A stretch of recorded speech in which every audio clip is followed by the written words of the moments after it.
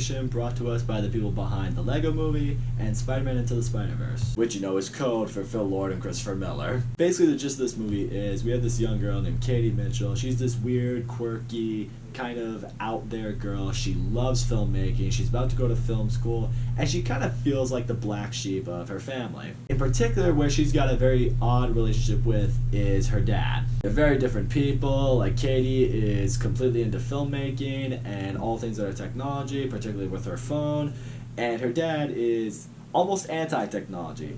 He's very in love with nature, loves to be active, loves to go out, and hates the idea of relying on technology. And in the middle of a road trip where the family is bringing Katie to college, they get intercepted by this legion of artificial machines, these robots that were meant to be an upgrade over what was this movie's version of a smartphone. However, these things are being controlled by something that's causing them to attack humans, take them, hide them away, eventually do away with the human race, and soon enough, the Mitchells become the last family standing in the way of these machines and being the hope for humanity. I know what you're thinking. Pretty ridiculous sounding premise.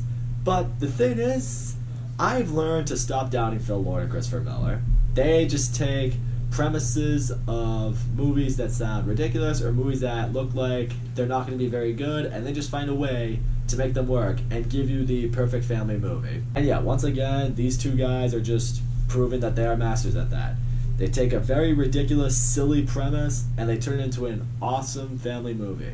I really dug the shit out of The Mitchells vs. the Machines. This is a really, really good animation. First of all, the Mitchells are a family you can just totally get behind because they're a very dysfunctional family, but in a very comical way.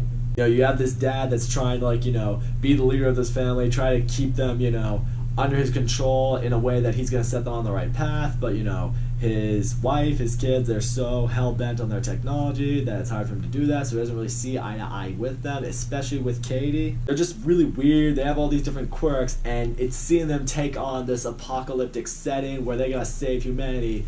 It's like, you look at them, it's like, you people are not cut out for the job. It's like, I hope you're up for the task. I think that's what made the movie great. It is a bit of an underdog story. It's like, you have this group of But I think that's what kind of makes this movie really good, is it makes you want to root for this family even more because they are underdogs. No one would expect them to save the world. And that's what I appreciate right here. In this movie, it's not so cliche where it's like, okay, this family's just automatically going to rise up and just save humanity. I mean, yeah, you go into this movie predicting that's probably going to happen, but the movie does a really good job at not making it so clear-cut obvious that that could happen. And you can tell, it's like this family is scared, they're inexperienced, they don't know exactly what to do.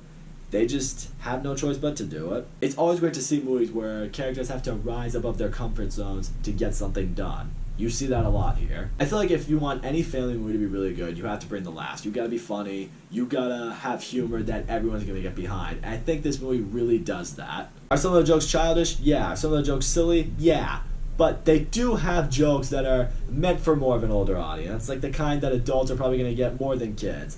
And as a result, the entire family is going to have moments in this movie where they're just laughing their asses off. Jokes that are really funny or jokes that are just clever. Also, in any great family movie, you need to have a lot of heart. This movie really does that. This is a movie that's ultimately about family. Like, in your family, you know, not all of you are probably going to be exactly the same. You know, you might look at the family next door and you see how tight-knit they are and how alike they are and just how in sync they are with each other. And it has you think to yourself like, oh man, why can't we be more like that? Why can't we be like that family and just have everything together? But along the way, you realize it's like the family you have, you know, you might be stuck with them, but between all your differences and everything that's unique about each other, it's what makes you a family. Having a little bit of dysfunction, having a little bit of difference, and having a little bit of chaos in ways has you more prepared for shit like this when everything, you know, goes to hell. But where I really think adults could connect with this movie on a deep level is adults who are trying to understand their kids.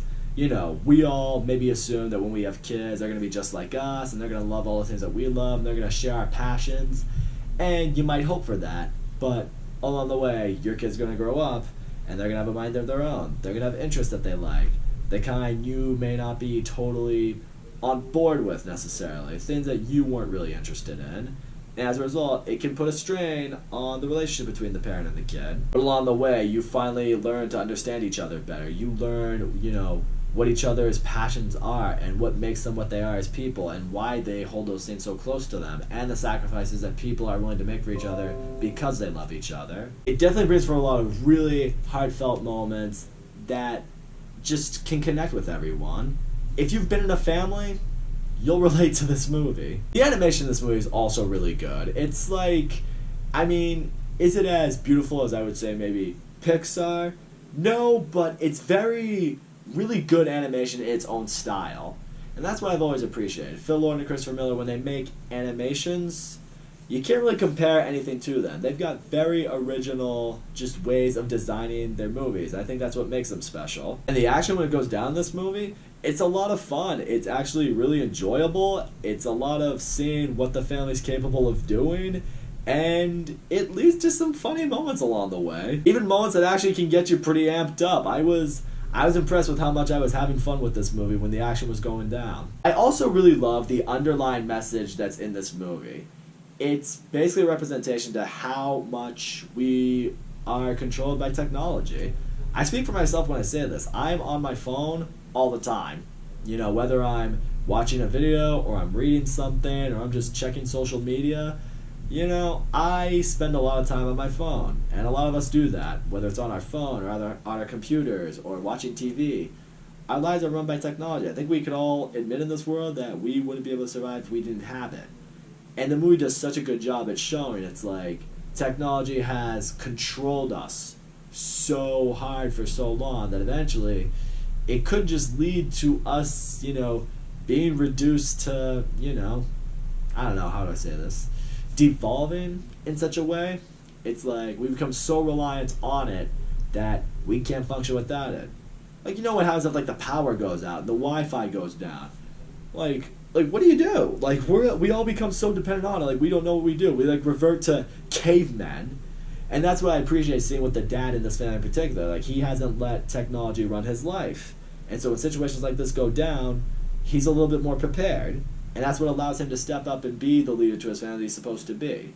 But more so than that, the movie is sending the message, don't let yourself be run by technology. There is a world out there. There are things you can accomplish without your phone, without the internet. And it's how you're going to get the most out of your life. It's a lesson, hopefully, a lot of us try to take away from this movie. So all in all, The Mitchells versus the Machines, I had a great time with this movie. This is definitely one of those movies that was a lot better than it had any business being. The voice acting across the board is all great. I really got on board with this family. You're rooting for them from the beginning. You're rooting for the relationships in this family to build. The movie was hilarious when it wanted to be funny. It is extremely heartfelt when it wanted to hit you that way. It has a very unique story. It's a road trip movie unlike one you've ever seen before. The movie has a lot of really great messages and lessons inside that I think everyone can take away when they watch it. And in the end, that's ultimately what you want from any family movie. One that the entire family can walk away feeling not just like they enjoyed it, but feeling enlightened by it. I think they knocked this one out of the park. I really, really dug this movie. And depending on how the year goes down, this could be one of my favorite animations of the whole year. I really love this movie a lot more than I thought I was going to. That's all I gotta say, guys. Thank you so much for watching my video. And as always, don't forget to leave a comment, like, subscribe, and I'll see you all next time.